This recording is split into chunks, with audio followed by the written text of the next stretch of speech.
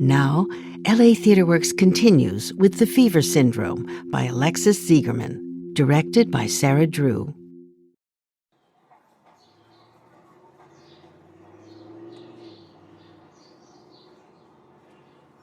I can't thank you enough.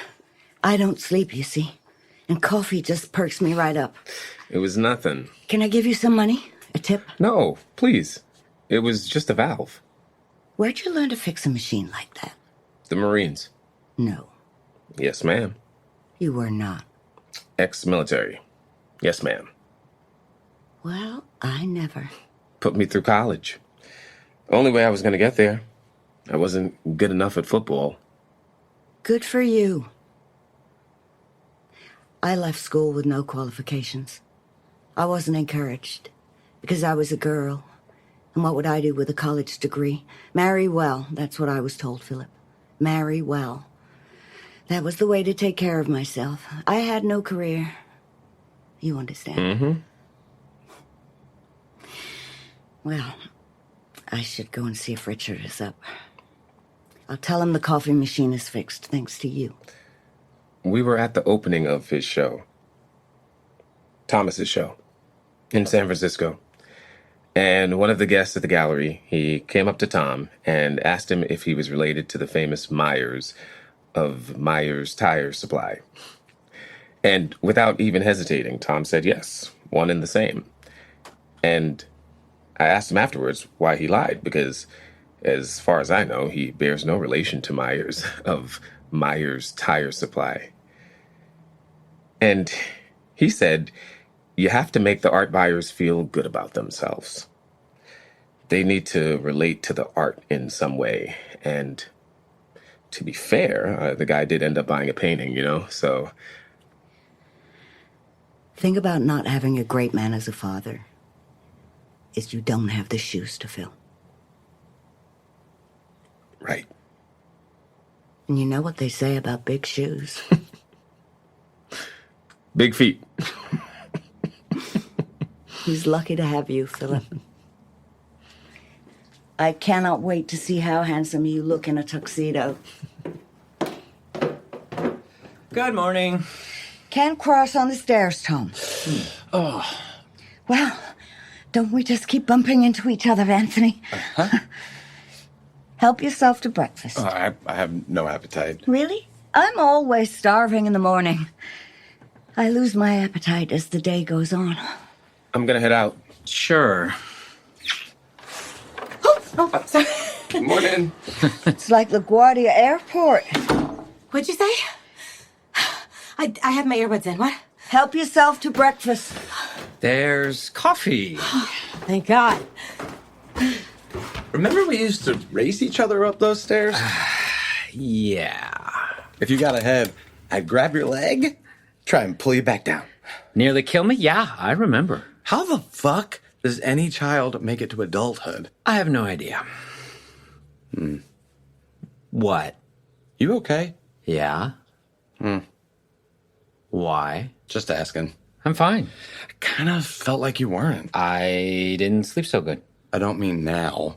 A few months ago.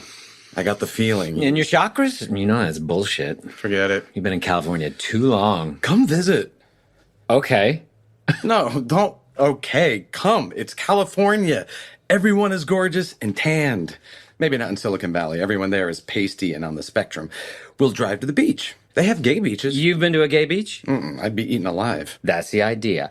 I had a show in San Fran. You didn't come. Yeah, I know. Philip fixed the machine.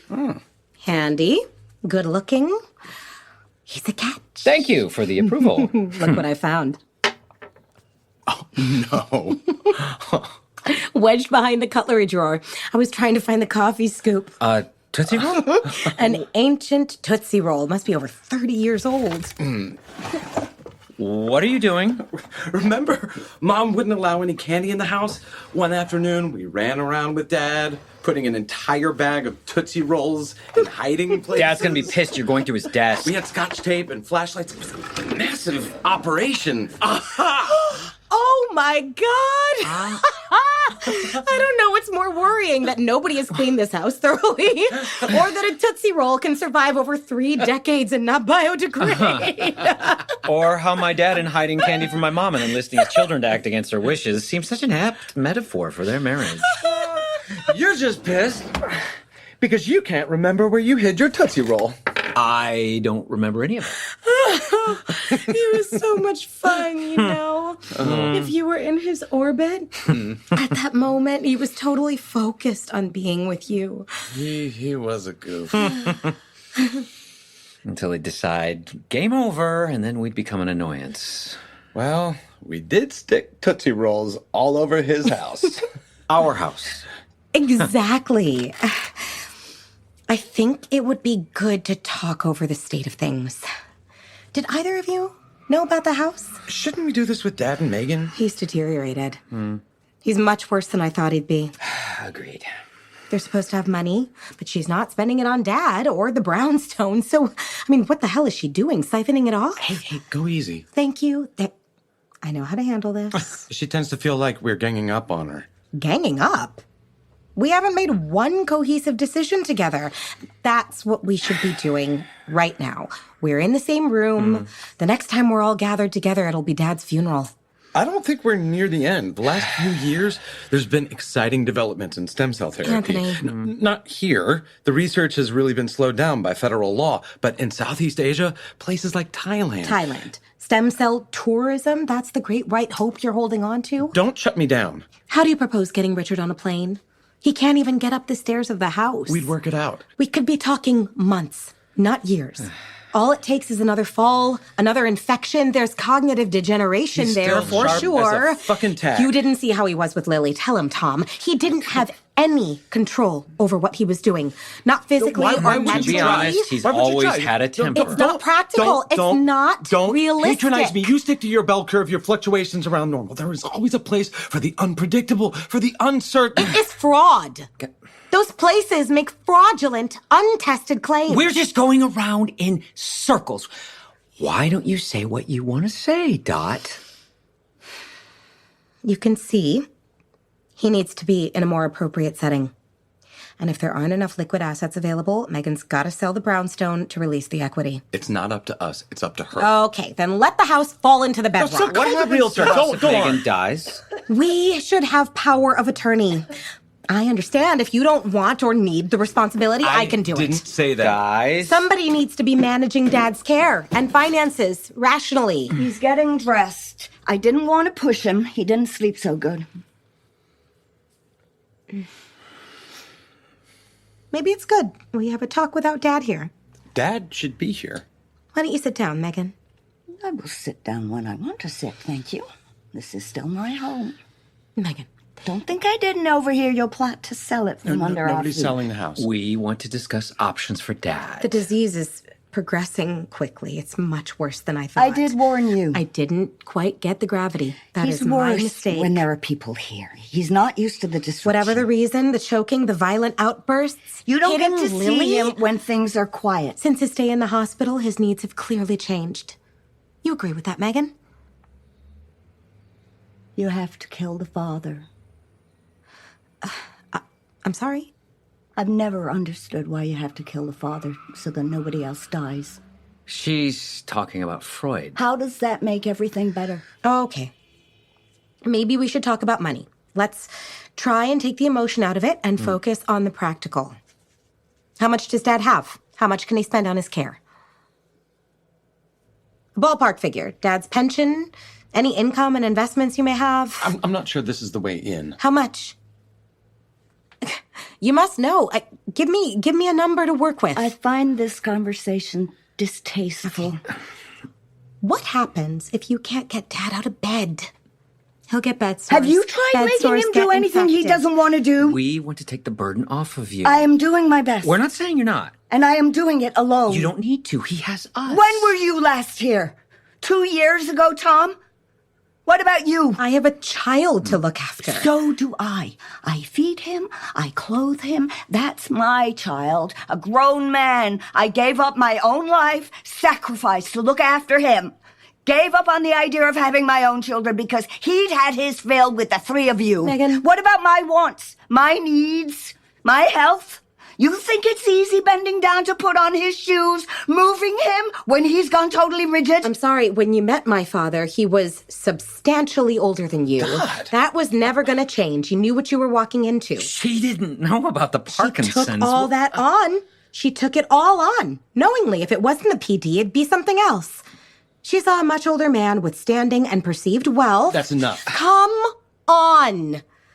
Why is she obfuscating about the money? Where's the money, Megan? Where's the thanks? Only Anthony shows any gratitude. He's the only one ended up with any manners. But that Here money it is ours. So where is Dad's money? It's tied up in investments. What investments? You have a broker? You call the broker. Megan? What is going on? Talk to Anthony. Now, can we not spoil this afternoon for your father? And talk about all this sordid business after... You mean our money or Christ, let's Dad's just care? Make it through today. I thought your father would retire. He'd be jogging around the park, me on a bicycle next to him, going around and around with nothing better to do. It's easy for you to pass judgment, but you are not here. We are not done, Megan. You are not here. How much? You really have to talk to Dad. You need to get the money out of there. It's safe. More than safe. When the stock market You tanks- need to take the money out before Congress reins in your brave new little startup and the whole thing collapses. It's not collapsing. It's not the time to uninvest. Fuck you, Anthony! Fuck you. Talk to Dad. It's his call. What's going on with you and Megan? Excuse me? What do you think is going on? I see you entertaining the pathetic fantasies of your father's wife. You're filthy. Euripides would Wash blush. your mouth out, She paying Dot. you? You never let a lonely old man touch your arm, knowing it costs you nothing, but it might well make his year. It's called charity. It never cost me nothing. That is the price every woman has to pay to play at the big boys' table. She's lonely. You get her a fucking labradoodle. You done? Can you believe this? I know it was hard. When you were a young girl, these two blonde baby boys came along and sapped all your father's attention. Trust me, he didn't pay you so much attention. Even so, I see it through your eyes. Your parents splitting up what you felt you lost to what you perceived we had. No, I am not... I've just spent a lot of money in analysis to be able to say this, so let me say it. Okay. I really looked up to you. I get excited when you stayed for the weekend, what you'd wear, the music you'd listen to, your friends. I hung on your everything. Even though your mood filled the house and you being here made my mom tense and you barely spoke to me. I'm sorry. I was a kid. Right. But now we're adults. It would be nice if you could treat me as an equal and not as some annoyance who gets in the way. Okay, then tell me. Who in God's name is taking the responsibility for this situation? It should be Dad. If he wants to stay here... Wake up, Tom! He's lost his body, now he is losing his mind. You can't just put him away because it appeases your guilt. I have no life back in D.C. We have no friends, no social life. All I do is work and care for my daughter. What about you? Are you gonna look after him? Give up your painting, your shows, your little go-go boys? Let me tell you about Thanksgiving in this house. This one year, Dad made me stand up and read out my report card, like he always did, but my grades had started to drop. They were substantially lower than Anthony's, and the comments from the biology teacher were particularly dire, not least because there were a number of grammatical errors in the comments, and I couldn't see the faults in the grammar, the biology teacher's mistakes. I couldn't see them. And Dad said I wouldn't get one more bite to eat until I showed him the split infinitive. this meal my mother had driven herself crazy cooking so we could all be thankful was sitting there congealing, and my mom put down her fork and told Richard to stop bullying me. He told her to stay out of it, stop mollycoddling me, stop taking me into their bed in the night when I had anxiety and bad dreams, because all that overhandling would turn me into a pansy.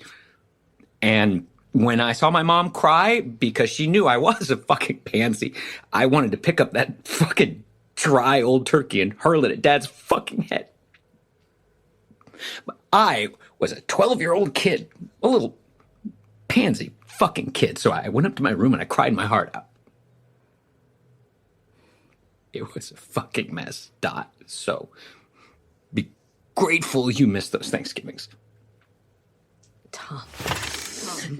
Thanks for reminding me why I needed the therapy. I'll see you at the lunch later.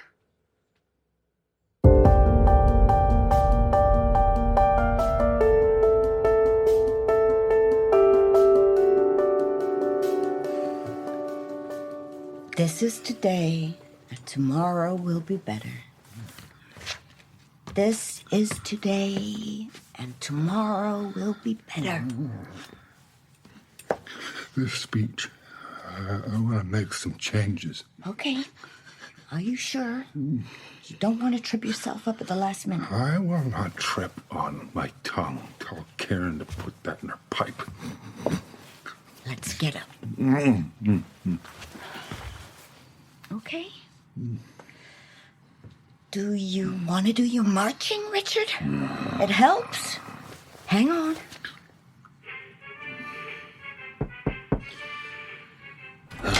Dad? I'll go get the carbidopa. You finish getting dressed. Big day today. Don't hold him up. Can I do anything for you? Help you get ready? I'm part synthetic polymer. They put an intestinal tube in my stomach. If it helps regulate the medication, then... Someone's been doing their research. Right. I'm the non-academic one. I can negotiate my way around a website.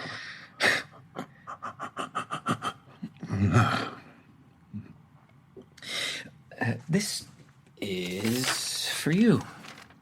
It's a present. I painted it.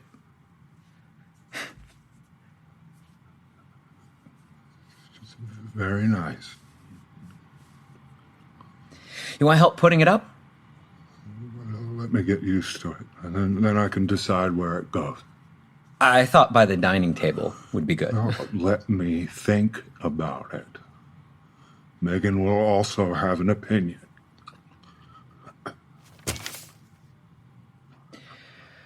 So, Dot talked to me and Anthony this morning, Anthony and I, about how things might, about the future.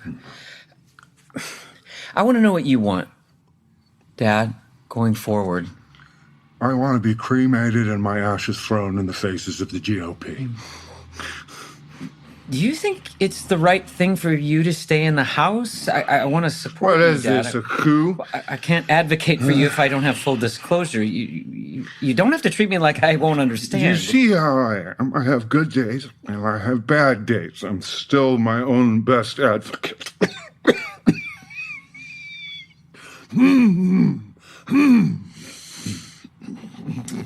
Remember when you carried on doing surgery? Scores of surgeons have entire bottles of Burgundy under their belts before they get into scrubs, and you think I'm going to worry about my little pinky shake? Surgery isn't about holding a knife any more than art is about holding a paintbrush. Surgery is judgment, experience, handling complications. It's in the head, not in the hands. Okay. But there are other considerations. What about Megan's well-being? Her ability to look after you? She's not getting any younger. I don't comment on your lifestyle. Don't comment on mine. Philip and I have moved in together, which is a big deal for me. I think he's really good for me, you know? Please comment. I want you to comment. He seems swell.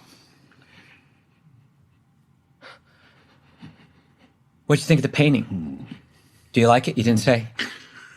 I don't have an immediate reaction to art. I never do. I have to let it settle in my brain first. I've had great response from my shows. I have clients collecting my work, anonymous buyers who don't know me from Adam buying triptychs. Not once have you asked to have a painting or buy a painting. That's why I'm giving you this one, Dad. You want me to buy a painting? I know you helped Anthony with his startup. You who didn't want me to help tie your shoes, you'd rather run around with an artistic knot in your laces. You were so defiant. I don't need your money. I'm doing just fine. Better than fine. I'm serious with someone. Why can't you just be proud? Or at the very least, pretend to be. I am proud of you, Tom. Because there will come a day when we won't be able to have this conversation. Please don't over-dramatize. We're all dying of something. I apologize if I forget that you are emotionally needier than I'm not needy. I am just your child. You have always been more emotionally needy. That's just you. Children have needs, Dad. And what do you know of having children? Art is here inside of me. It isn't like surgery. It isn't in my head. It's here. It's all of me. It's everything.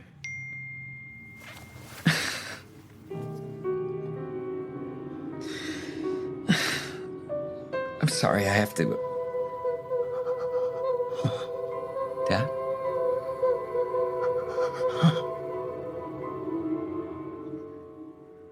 You don't know how to close a door?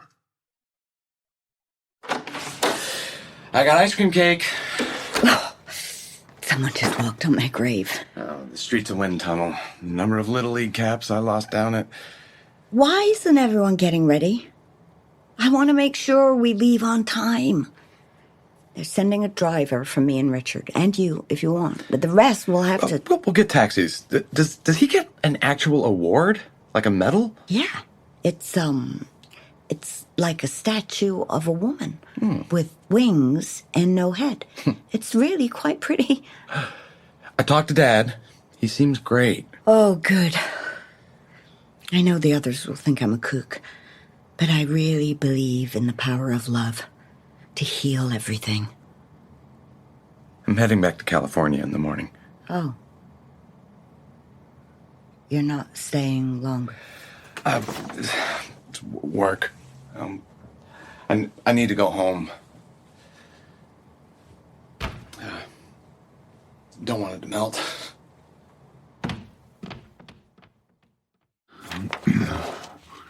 In vitro fertilization is not the beginning of the end, but the end of the beginning.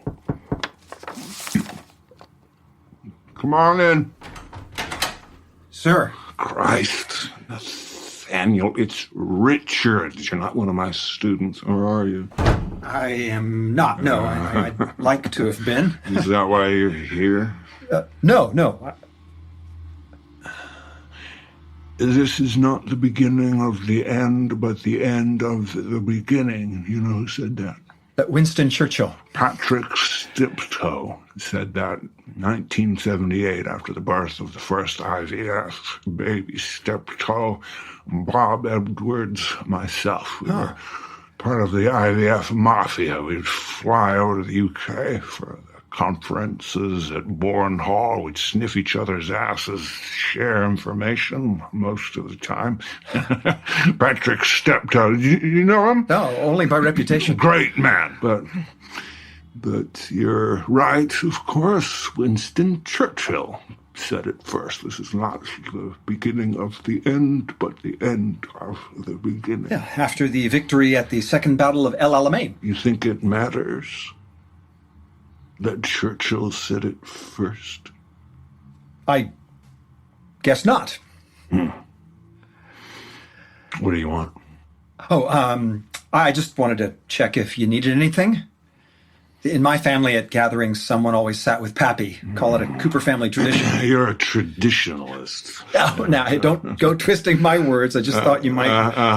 Well, I thought you might appreciate it. You have me pegged as a traditionalist? Yeah, come on, I've known you for more than 15 years I'm an now. asshole. What? Yeah, No. better butter up that asshole. It's out of respect. I'm pulling your leg, Nathaniel. You're so goddamn nervous, like a lamb to the slaughter. You want a drink? Let's bathe this moment in yet more tradition. Whiskey. Yes, it's on the table. You'll have to be mother.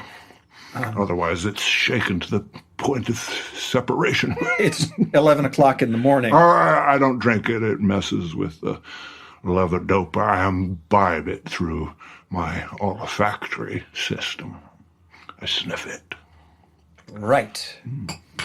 Megan's always hounding me to cut all this down, and you have to grab the tiny spousal rebellions where you can.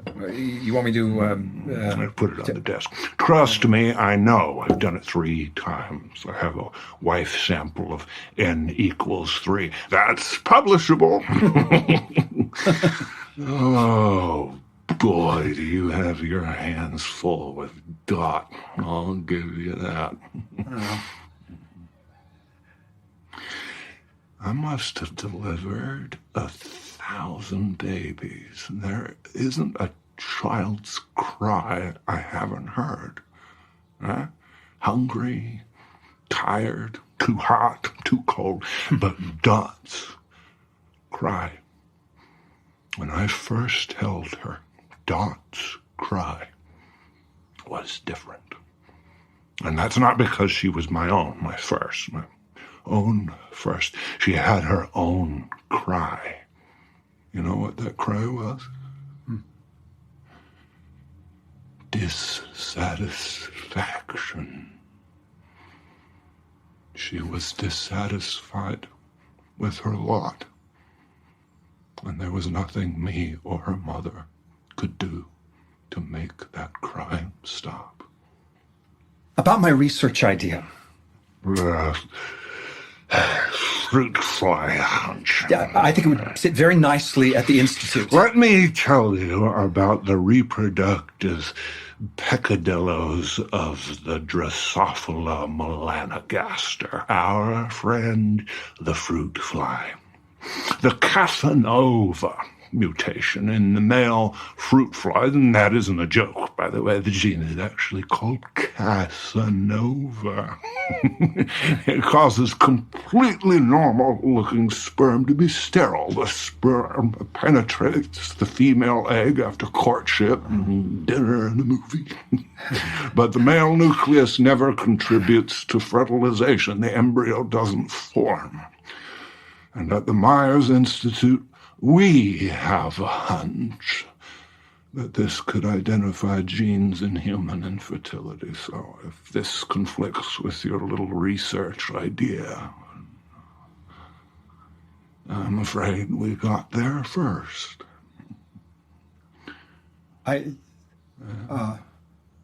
Maybe. I need to look into it. Sure. Go forth and multiply. Will do. Yeah, I thought you might appreciate that biblical assertion. Be fruitful and multiply. Subdue the earth. That's Genesis' little joke on us, you see. I don't... Man produces the lowest quality sperm of any mammal. The vagina, an extremely hostile environment kills off all but 5% of ejaculate. Humans are basically infertile. Be fruitful and multiply. That's your Pappy's benevolent God just setting you up for a fall. You can't be a traditionalist and a scientist, Nate. You picked the wrong team. Well, you did it, Richard. You showed me. Sure did. Now you just need to make everyone a good parent. I was talking to Lily about Genesis. Hold your horses there, Richard. I'm no creationist. Now, Lily and I were discussing how life began. One evolutionary genetic mutation after another. You know what we discovered? Lily's fever syndrome mutation on exons 3 and 9, it provided immunity to the bubonic plague. That's why it exists. It allowed her ancestors to survive the plague.